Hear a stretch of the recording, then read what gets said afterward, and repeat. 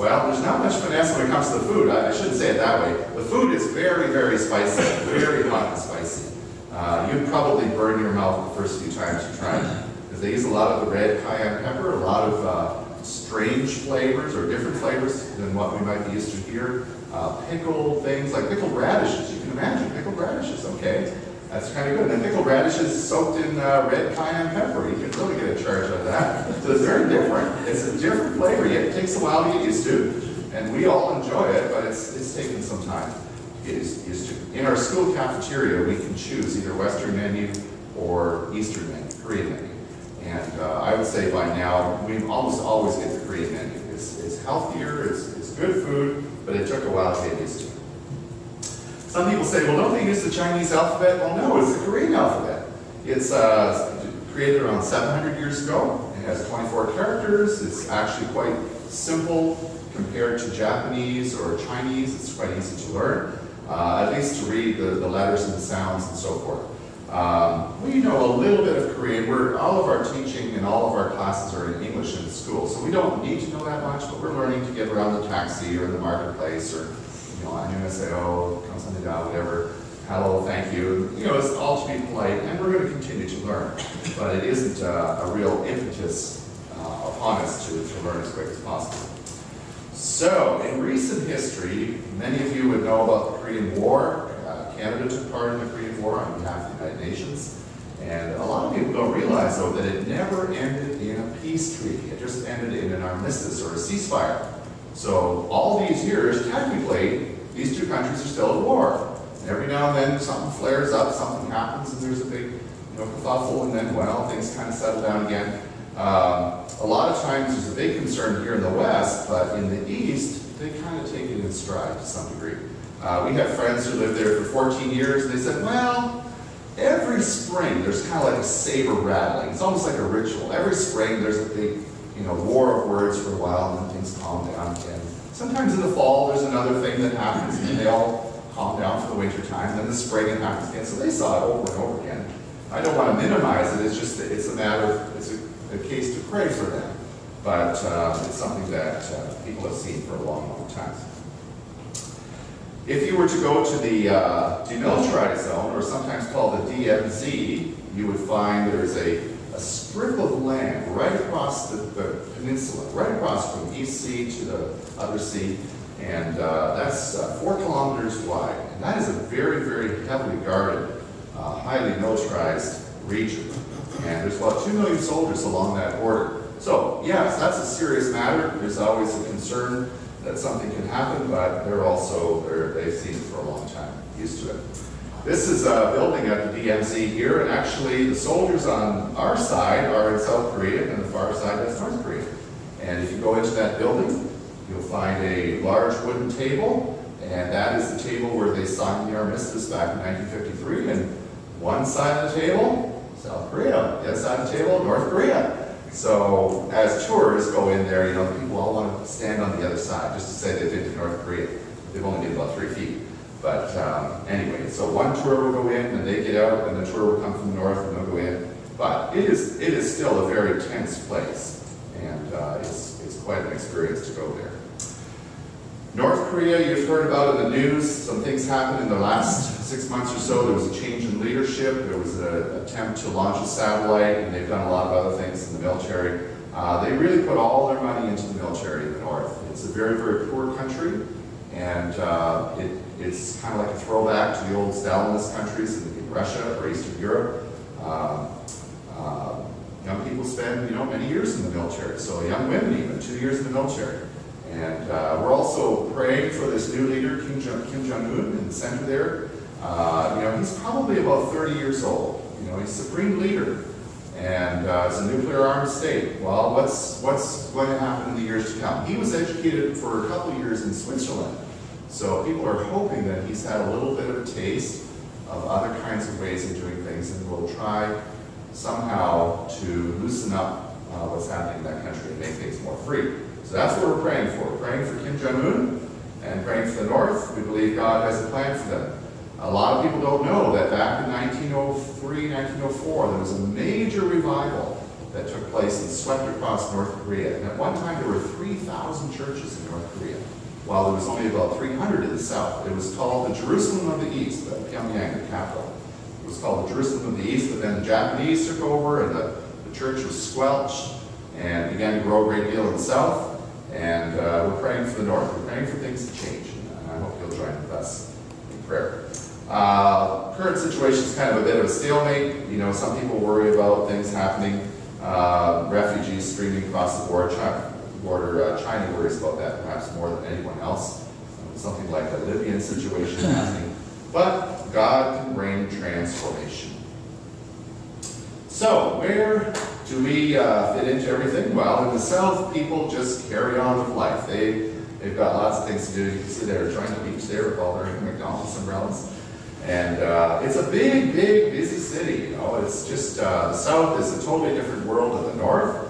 Seoul is a sprawling city of about 22 million people, roughly the size of Greater Toronto, but with about 22 million people in it. So it's, you know, it's kind of a mixture of high rises and apartments and buildings, office buildings and so forth, lots of cars. You have to go out kind of to the city to see some of these nice tranquil places along the way.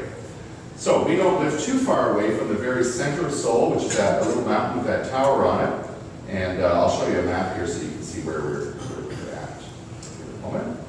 Well, let me just finish here. Yes, it has a really, really good subway system, really good transit, all that. There's 13 lines in the subway, and I think maybe 500 stops, and it's about 90 cents. So you can ride the subway all over the city, 90 cents, $1, or something like that, even all the way out to the airport, which is probably an hour and a quarter ride. That only costs about $3. So they have a really good transit system.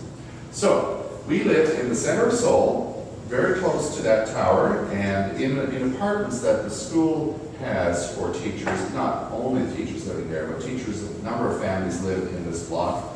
We're very fortunate that, as you can see, there's that green strip there on the right-hand picture.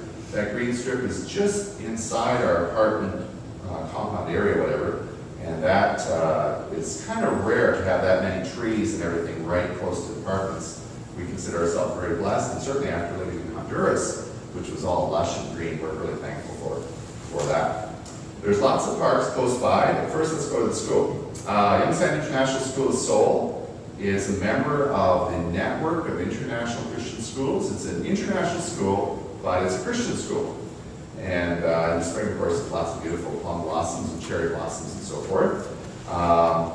Within about a mile, there would be probably 40 embassies in our neighborhood. And of course, a lot of our students come from embassy workers, from diplomatic families, and come from all over the world. Diplomatic families are usually posted for about 2 years, 3 years, occasionally more, but usually 2 or 3. So we have all these students coming. They're there a couple of years, then they go on to some other country.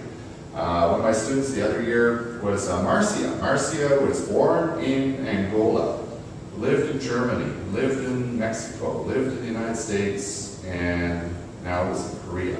And she could speak the tribal language of Angola, she could speak Portuguese, she could speak German, she could speak Spanish, she could speak English, she was learning Korean for fun, and a lot of those young people can speak 3 languages. That's the way it is, because they've lived in many different countries. The other thing we notice is that, the students will come, oh, hi, where have you been? Some of them have met each other at some other school somewhere, but the main thing is that, they make friends very quickly, but when the time comes to go, it's just like, okay, see you, bye, we'll see you on Facebook or something, and it's kind of goodbye, because they know they're only there for 2 to 3 years. So it's a very fluid school, kind of a student body, but we have some great opportunities, and those kids will go on around the world. We have all these flags in the foyer. This coming year, there will be students from 51 countries in our school. So this past year, there was 46. So they have flags from all different countries. The key thing is the parents want them to be educated in English. They want, a high academic standing. So that is really the main drawing card. They're willing, or sometimes they really want a Christian environment as well, but not all of them. They just want to be sure their kids are educated in English, a good school, and so we have this great opportunity to meet these families from all over And along with the education, of course, then the opportunity to share the gospel with them. So, anyway, this I've already pretty well covered. Here's a bunch of our students. They just graduated the day before, so they're looking kind of silly and having fun. The girl on the left, Carla, she's from Brazil, and then there's Nabil, he was born in Fiji, and Zach in the States, and there's the center boy here is from Japan, the boy behind Roland, he's from Nigeria, and then the girl at the back, she's from Colombia, and there's some more. The girl with her tongue sticking out, her mother is a Thai ambassador. I don't know if Ron would like that picture too much, but anyway, they're from all over. You know, kids are kids, students are students, and they were just happy to be graduated. That's some of them anyway. Well, what are our roles? I teach Christian theology in high school, and I also teach philosophy and logic to what we call Oasis, and I'll talk about that in a moment. I have about 100 students on a weekly basis. And Carol is the elementary chaplain. She has chapels, assemblies, about 400 kids in the elementary school. There's about 1,000 kids in the school altogether, so 400, 300 middle school, 300 high school. Now, what is a little bit different about our school is that we have what we call Oasis. So 2/3 of our students are in the Christian curriculum, programming, and all of that. 2/3. 1/3 is an Oasis, which means their families are from many other religious backgrounds. They don't want their children to be forced to worship Jesus. They don't often know anything about Jesus, and or they're from other religions. But they want their kids to be in the school. So the school said, okay, we'll have Oasis. You can come to the school. We'll have character education in some ways, but you need to know all of our teachers are Christians. And there will be Christian discipleship things going on and Christian outreach and so forth. And the parents feel, well, okay, I want to be in the school. It has a good reputation, so put our kids in Oasis. Well, the kids take all their classes together other than for some of the Bible and Oasis classes. So they are mixing together all the time. There's all these students we had from Saudi Arabia this past year, you know, they're become great friends with their Christian kids. And they all hang out together. And so it's kind of a unique situation, but it's a great window of opportunity for us. Certain times of the year, we have some combined events, like for instance at Christmas. We're going to sing Christmas carols because it's Christmas. It's a significant holiday.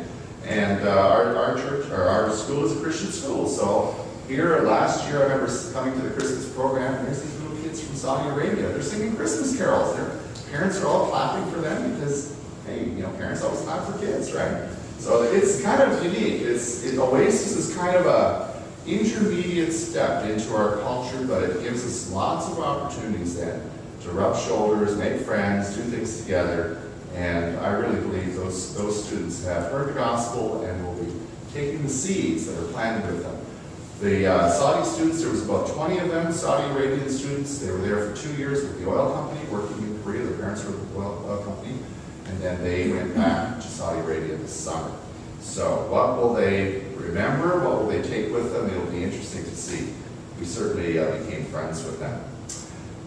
Carol, as you know, is the elementary chaplain. Now, she's one of a number of chaplains. There is a spiritual head director, a spiritual director for the school, and then we have high school chaplain, middle school chaplain, elementary chaplain, and 2 Oasis directors. So there's 6 people on the spiritual life committee.